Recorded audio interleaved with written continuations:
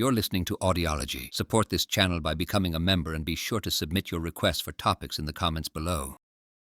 In March 1778, after a British army was defeated at Saratoga in France, joined the American Revolutionary War on the side of the Americans, Lord George Germain, who was in charge of British affairs in the colonies, sent a message to General Sir Henry Clinton. He told Clinton that capturing the southern colonies was seen by the king as a very important goal in the war.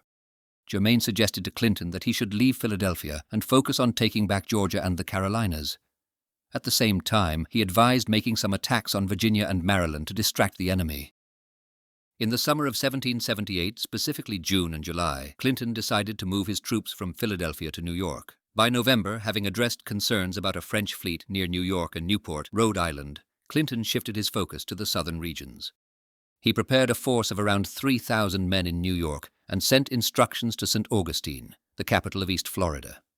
Here, Brigadier General Augustine Prevost was tasked with gathering all available forces, and John Stuart, an Indian agent, was to mobilize local Creek and Cherokee warriors to support operations in Georgia. This strategy, originally suggested by Thomas Brown back in 1776, aimed first to seize Savannah, the Georgian capital. Clinton handed the leadership of the troops from New York to Lieutenant Colonel Archibald Campbell. This group included 2 battalions from the 71st Regiment of Foot, namely the 1st and 2nd, the Hessian regiments von Wölworth and von Wissenbach, along with 4 Loyalist units, a battalion from the New York Volunteers, 2 from Delancey's brigade, and 1 from Skinner's brigade.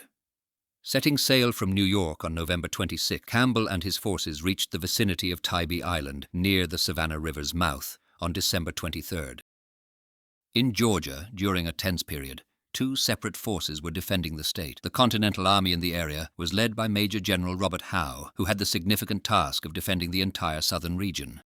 Additionally, the state's militia groups were under the command of Georgia Governor John Houston. There had been some contention between Howe and Georgia's leaders over who should have control over military actions against the British in East Florida, but these efforts were not successful. Due to these setbacks, the Continental Congress decided in September of 1778 that it was time for a change. They selected Major General Benjamin Lincoln to take charge. Lincoln was recognized for his role in motivating the militia to participate at Saratoga, where the British suffered a significant defeat. However, Lincoln had not arrived when Howe received news that British forces were heading toward Georgia. By November of 1778, British raids into Georgia were becoming a real threat to the state's inhabitants. Despite the danger, Governor Houston would not allow Howe to take command of the Georgia militia. On the 18th of November, with 550 Continental Army soldiers, Howe departed south from Charleston, South Carolina, reaching Savannah by the end of the month. He learned that on the 6th of December, Campbell had departed New York headed in their direction. On the 23rd of December, enemy sails were spotted off Tybee Island, and the following day, Governor Houston finally granted Howe 100 Georgia militia members. They convened a war council and decided to firmly defend Savannah, despite being fairly certain they would be outnumbered by the British. They hoped to maintain their position until Lincoln and his troops could arrive. The challenge lay in the fact that the British had many potential landing spots, forcing Howe to keep most of his soldiers in reserve, waiting to see where the British would actually come ashore. Campbell chose Girardot's plantation for the landing, about 2 miles below the city. When Howe heard about the landing on December 29th, he sent a company to hold the bluffs over the site. Realizing the importance of controlling the bluffs, Campbell sent 2 companies from the 71st Regiment to take over. The Continentals fired first, hitting from about 100 yards away. The British, however, charged with bayonets instead of shooting back, pushing the Continentals back after they had killed 4 and wounded 5 British soldiers, without any losses on their side. By noon, Campbell had safely landed his army and started moving cautiously toward the city. On the morning of the conflict, Howe and his officers chose a location about half a mile south of the city to defend, forming an open V-shaped line with its ends protected by swampy woods.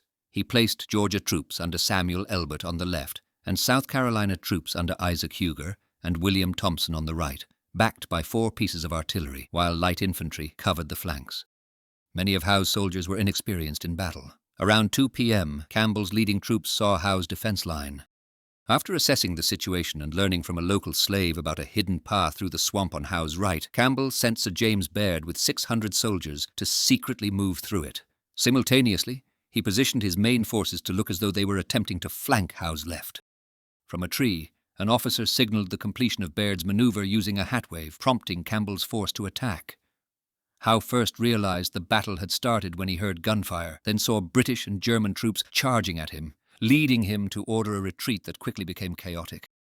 His inexperienced troops mostly did not fight back, some even dropping their weapons as they fled through swampy grounds.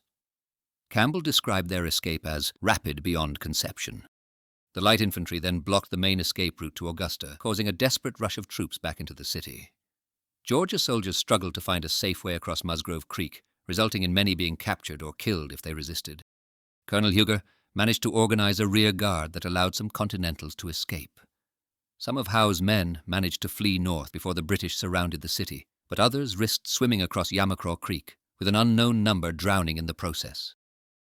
General Campbell led his forces to take control of the city, resulting in the loss of 7 of his men, with an additional 17 injured. This figure includes 4 fatalities and 5 injuries that occurred during the initial skirmishes.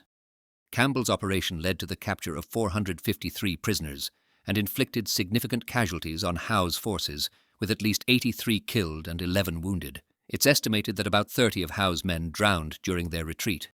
By the time Howe and his forces reached Perrysburg, South Carolina, he was left with only 342 soldiers, less than half of his original force.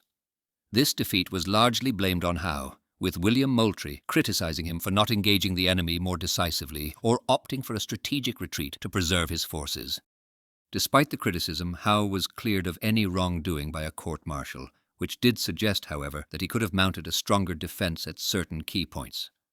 In mid-January, General Prevost arrived from East Florida and dispatched Campbell with 1,000 troops to capture Augusta, which they did with little resistance. However, resistance from General Lincoln in South Carolina soon forced Campbell to abandon Augusta on February 14th, the same day a Loyalist group coming to join him was defeated at the Battle of Kettle Creek. While the British managed a victory at the Battle of Briar Creek on March 3rd, they couldn't secure the Georgia backcountry, which remained under Patriot control. Campbell ambitiously declared that he would be the first British officer to capture a flag from Congress, using Savannah as a launchpad for coastal raids stretching from Charleston, South Carolina to the Florida coast. Despite a significant French and American effort to retake Savannah in the fall of 1779, they failed, suffering heavy losses. Georgia was officially handed back to its royal governor, James Wright, in July 1779, but it wasn't until after the British success at the Siege of Charleston in 1780 that they could claim control over the Georgian backcountry. Patriot forces managed to recapture Augusta through a siege in 1781, yet Savannah remained under British control until July 11, 1782. Thanks for watching. Share your thoughts in the comments and subscribe for more content.